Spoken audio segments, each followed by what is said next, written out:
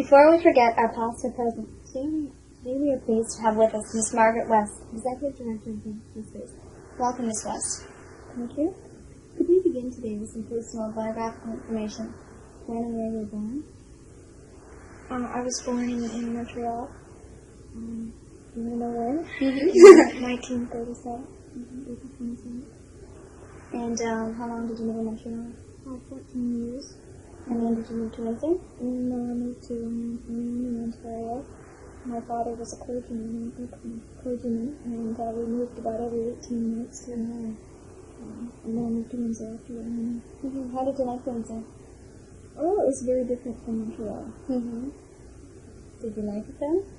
Yes, it took some adjustment to make it, but I like it. I'm still here, so obviously. And could you tell me about your education? I went back to university in 1973, and I have my degree from the University of Windsor in psychology and drama. And what did you do after you finished school? I started working here. How did you become interested in Big Sisters? Well, I applied for the job after I graduated. And did you become executive director right away? Well, at that time the position was entitled coordinator. Nowadays, I think if they were hiring somebody who would be an MSW graduate, things have changed a lot. I've been here for 6 years, and in those days, for one thing, they couldn't afford to pay somebody with a social work degree. The staff have degrees in social work, but so I was hired as a coordinator. Our budget was very low. We had just been admitted to the United Way as a member agency. So they just didn't have the funds to pay a full-time VSW and MSW graduate. So what did you do as coordinator? It's basically the same as I'm doing now, except on a much smaller scale. And then later on I was promoted to executive director. And what is your function as executive director? Well, mainly administrative duties and supervising our staff. We have a full-time staff of 4, and in the summertime our staff doubles. We have 8 right now. Correspondence, working with the board of directors. All the committees of the board of directors as a resource person, doing all promotion, publicity, and public relations, liaison with United Way, working with United Way and campaigning. I'm on the regional committee for the Big Sister Association. I was on the Big Sister Association of Ontario board at one time, and I'm a member of the Big Sister Association of Ontario. Are there Big Sister associations in most of the bigger cities in Ontario? Yes, there are. Even in some of the smaller towns like Woodstock and Thamesville and Chatham has just recently started one. But I think there are probably about 40 some odd, the last I heard, Big Sister agencies in Ontario. There could be more by now. Could you tell me the association's beginnings and its development? Users? Yes. Okay, I guess it was back in the late 60s and very early 70s. Big Brothers were receiving a lot of inquiries as to whether or not there was a similar type of program for girls. And so in 1971, in October, a steering committee was formed, and it was mainly made up of people from Big Brothers staff and a couple of their board members. And they looked into whether or not it was feasible to start a Big Sister agency in Windsor. And in only 4 short months, we became incorporated. And we have been since February 1972. And could you tell me what Big Sisters is all about? Well, basically we match up girls from unstable home situations. They're not just girls from father-led families. People assume that because the brothers are from mother-led homes. They're from all sorts of home situations, but they're in need of a positive role model. Maybe it's a broken home, or maybe it's a two-parent family where there's marital difficulties, or alcoholism, any number of things. Frequently, it's a one-parent family where the mother is on mother's allowance while she's living in the Windsor housing area, government housing area, and there are just not a lot of resources available to her to help her with her daughter. And where a big sister would come in and be able to expose the girl to a lot of different things and a different lifestyle. Not to say that that lifestyle is wrong or right or anything else, but just to show her an alternative and give her some interests and hobbies and that kind of thing and help her to feel really good about herself. Why did you decide to branch out and not just have little sisters who were motherless? Well, that's an interesting question. I don't think anybody's ever asked me that. None of the big sister agencies that I've ever heard of have worked with motherless girls. They all work with kids from all kinds of backgrounds. That is just our philosophy. It's not just girls. I mean, already it's obvious what the need is if it's a father-led family. If there's no mother, but we're not playing a mother role. We don't encourage the big sister to play a mother role. Like, for instance, the big brothers would frequently feel that they're taking on a father type of role. This is more a role of friendship. Although, of course, there is the age gap, and the relationship is kind of different than a regular friendship would be, but it's just a different type of relationship than, say, a big brother would have with a little brother. Have you ever spoke to Paul Schiller about maybe expanding the role of the big brother? I think that they would like to, but unfortunately, because usually the mother gets custody of the children, there are just too many fatherless boys around. I mean, there are, I think, over 100 boys on their waiting list and have been for years, and they just couldn't possibly expand. They just can't find enough big brothers for the boys that they have. Are you having any problems with waiting lists? We have almost 90 girls on our waiting list. Does that happen a lot? We've always had a waiting list, but until this year, really, it hasn't been that bad. But I think, actually, about the last 2 years, it's been bad. Since the economic situation in Windsor became really serious, it seemed to maybe cause more family problems. And this in turn, also there have been government cutbacks in other agencies, and so they've had to make a lot of referrals to support services like Big Brothers and Big Sisters. So we've received a lot more referrals from other social work agencies. Could you tell me how Big Sisters are chosen? Well, first of all, they have to be 21 years of age or over. We have an orientation and training program for all volunteer Big Sisters, and this is a 3-session program. The first one, it just involves coming out and finding out basically what being a Big Sister is and what it involves, and the type of commitment. We ask the Big Sister to make a commitment to the girl for a minimum of 1 year, and to see her at least once a week during this time, for say 3 or 4 hours at a time. And it's important that they be able to follow through with this commitment. These kids have experienced a lot of rejection in their lives, and to have a Big Sister terminate, as we call it, to end the match before that 1 year is up, before the little girl, because the little girl is expecting at least a year from that Big Sister, would cause the child to feel a lot of rejection and hurt, and it would not be fair to her. The other 2 sessions that we have, the training sessions, are dealing basically with different problems that they might run into, and one of them we talk about basic human needs and how these relate to the needs of the kids that we work with, and the other one is communication skills, various forms of communication. And then after they've been through those 3 sessions, we also ask for 3 references, and if the references are in and they're okay, they're called in for an interview.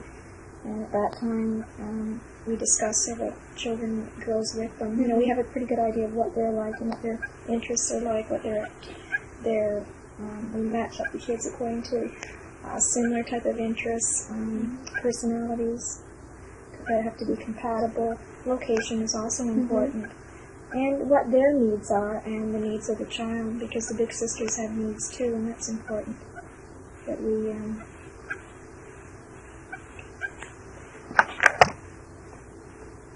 the Big Sisters we ask them to examine their own needs and throughout the program, and we talk about those things so that when they come in for their interview with the caseworker, we can look into these things. Because it's important that they receive satisfaction, and it has to be a rewarding experience for both of them. Mm-hmm. You spoke of when you're matching the girls. Do you ever have problems if, say, the big sister is from a different income bracket than the younger sister, the little sister? In what sense do you mean problems? Well, if the big sister is used to wealth, and she takes the little sister maybe to her home, does the little sister experience some jealousy or not really. I think what we try to do is show them an alternate, lifestyle. As I say, not that one is right and one is wrong, but to show them that, for instance, a lot of these kids come from homes where the mother is on welfare, and maybe it's been a continuing process in that family where over several generations, and hopefully by showing her an alternate lifestyle, she'll realize that she doesn't have to get married or start having babies when she's 15 and 16. She can continue her education and have a career before she contemplates marriage, and that ghetto area where they live, she can get out of it and break through. I was just wondering if it might be somewhat disturbing for a child to go into someone's home that it's a beautiful home, and then to go home to her not so nice home in the evening. Like, maybe in the future it's good, but... Well, it could be, but most of our big sisters don't come from that kind of a background. I think, we have, for instance, we have a lot of students who are big sisters. I think probably the largest proportion of our big sisters are secretaries, who are probably making not a very large income, and are living in a small apartment. They're career girls. Most of them are single. They're kind of role model that we would want the kids to have, and a lot of them are, and I think the next largest percentage are students. Again, a good role model. Most of them don't have any money, and as a former student yourself, you know what that's like. A lot of them live on campus and expose the kids to the university setting, which is good. So that most of them aren't coming from a background where there is a lot of material things, and we really don't stress that kind of thing. It's not, I don't think, a very good thing for the kids to, because you can't buy friendship, and that's important for the kids to understand that, and for the big sister to understand that. Would it be safe to assume then that there isn't a cross-section of the big sisters? Well, yes, there are. There are, in a situation, I guess, where a big sister does come from a beautiful home, and we don't have too many of those. But, okay, we have little sisters from backgrounds, especially from homes where there's just a father. The father is working. Maybe there isn't such a big difference. I think we would look into that when we were making a match. If the big sister came from a home situation that was quite luxurious, we would be very careful when we were making that match, so that it wasn't with a child who came from an extremely poor background, or a child who was very materialistic, which would be very important. Do you have any idea as to why it's mostly students or secretaries that are becoming sisters? I think maybe, I don't really know. I guess it's basically the age. I think a lot of them are interested. Students are frequently interested because they need the volunteer experience, and I don't know, they're young and idealistic, and a lot of the secretaries are in their early to mid-20s, and they like kids, and they want a relationship with a child. They don't have a lot of commitments themselves at that time and have a fair amount of free time. We do have quite a few big sisters who are married. A lot of those that are married and have kids of their own usually have sons, so they want a relationship with a little girl. Do they ever take their little sisters into their homes? Yes, we encourage that as much as possible. Because, for one thing, it's important for the kids to see a normal home situation, to see a happy family situation, a happy family life, and other relationships are helpful to them too. Especially if it's a little girl from a mother-led family where there's no dad and the big sister's married. maybe the exposure to her husband and seeing a man and wife that can be happy together and children. This is important too. But even a volunteer big sister who is single, we encourage them to take their little sisters and meet their parents, that kind of thing, and their friends. What type of girls are seeking big sisters? Okay, they come from all kinds of backgrounds and situations. Their range in age from 6 to 16 years. I guess about 70% of them come from homes where there's just a mother. Either she's divorced, separated, or maybe widowed, or maybe never married, living common. There's a few who come from common law situations where the mother is living with someone.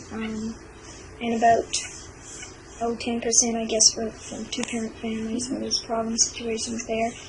And another, maybe 10 or 15% from homes where there's just a father. Either he's been, his wife has left him, or he's a widower. And do you accept any handicapped or mentally retarded girls? We have a few girls who are from Glengarda, have been referred to us, who are slow learners. We have had a couple of girls in the past who were physically handicapped, and we have one little gal now who was 1980, Tammy. She's physically handicapped, mild handicap. So again, they are from different backgrounds and different types of kids. We're open to pretty well most types of kids, unless it was a child who was very retarded. And are big sisters willing to take them on? Yes, we have. Like I said, the big sisters have as many needs as the kids do, and sometimes we'll have a big sister who will specifically request a physically handicapped child or a child who might be slow learning. And who refers the girls to the agency? They are referred either directly by the parents themselves, or a lot of times they're referred from other social work agencies like the Children's Aid or the Women Catholic Family Service Bureau, Big Brothers, Maryville. A few times we get referrals from the little sisters themselves who actually call us up and say they want a big sister. And how would a girl meet her big sister?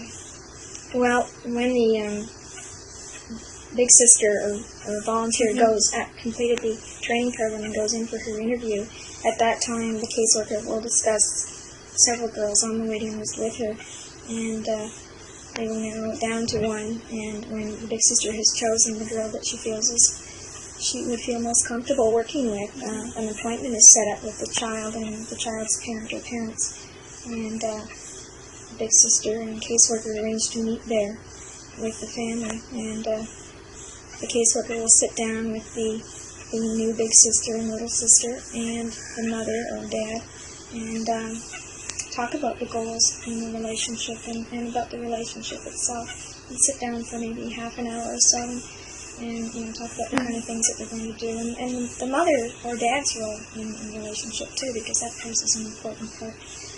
We do stress open communication between the volunteer big sister and the parents. You mentioned how the two are matched up. Do you have any idea as to how many matches are successful? I guess it's very difficult to measure success. There is no way, I don't think anybody has ever discovered a method of doing that.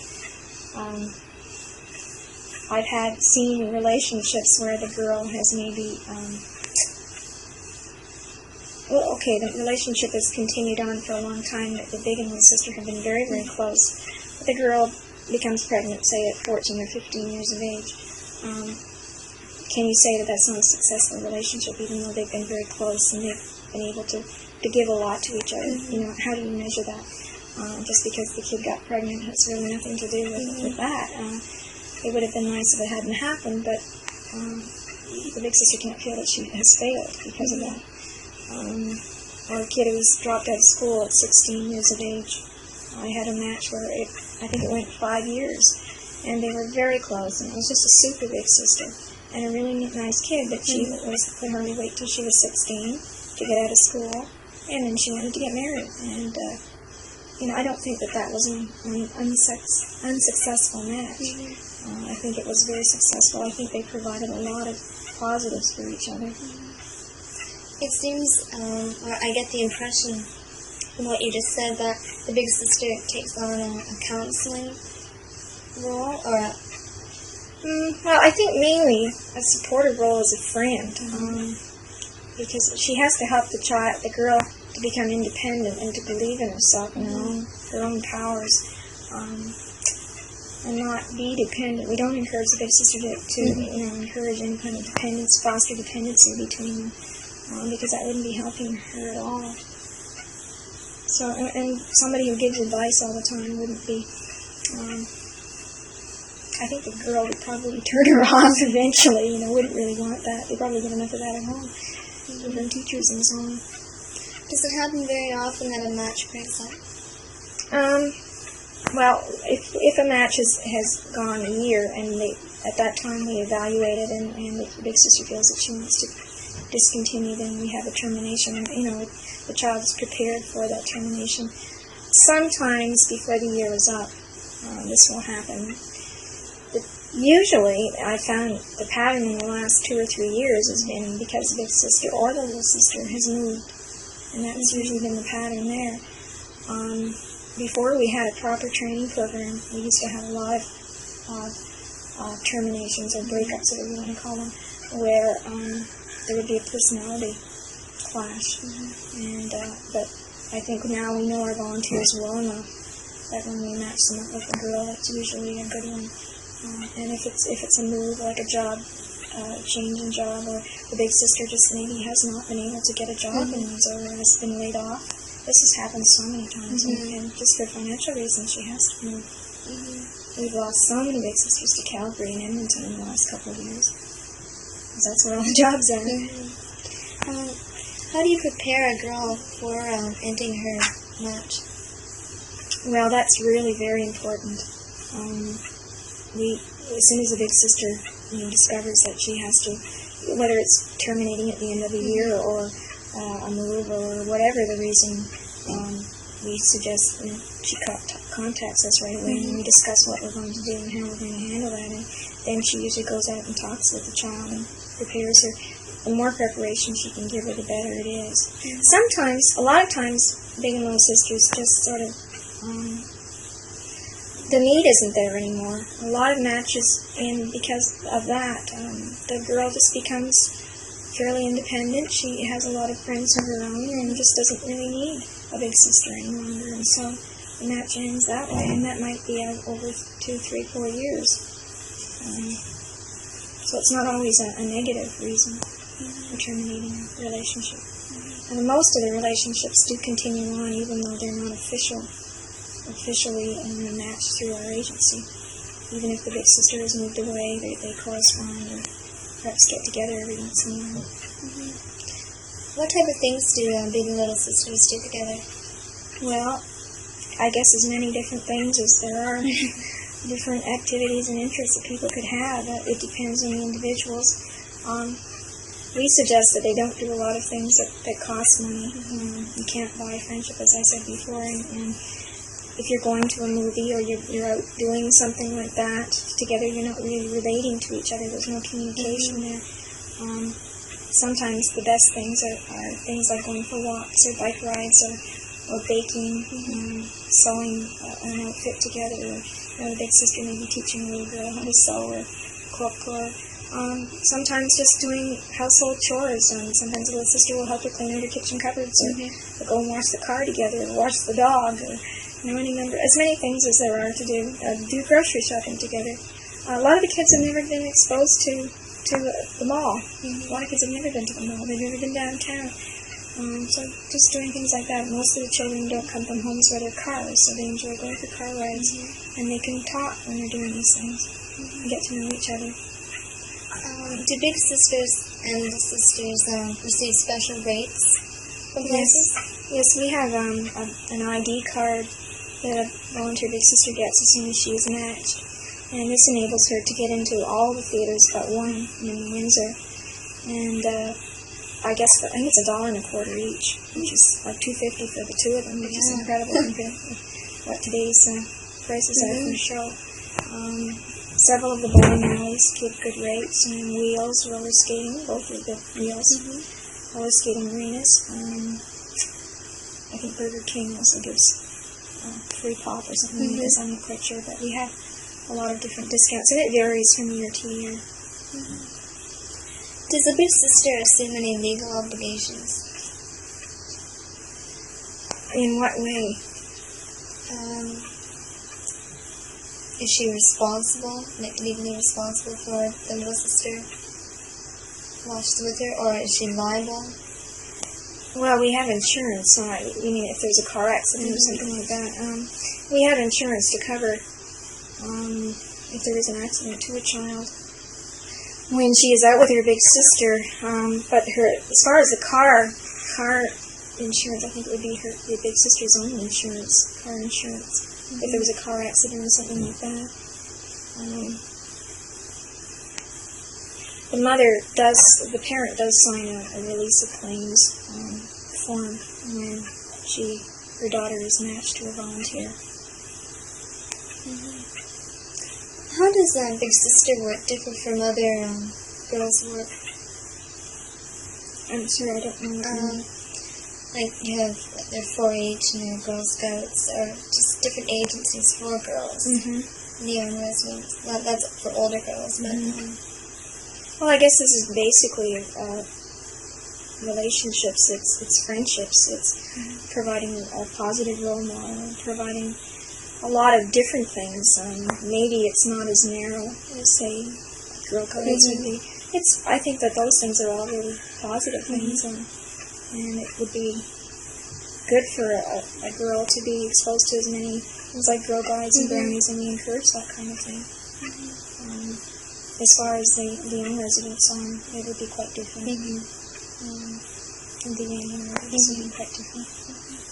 You mentioned something about how your association is funded. Could you tell me some more?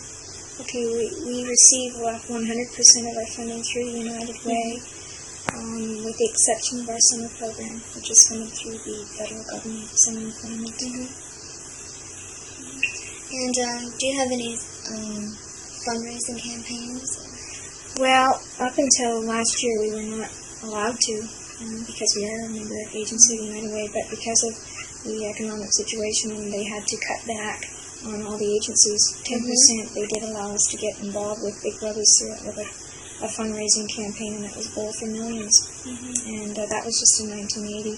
And Big Brothers were involved with that again this year, and we did not join. And we are having a fashion show in July 1981 to raise money for our special activities for a Christmas party. We have special events that we provide for Big and Sisters every month, and our Christmas party is the most expensive one every year, and we buy gifts for all the kids, and we have entertainment and so on.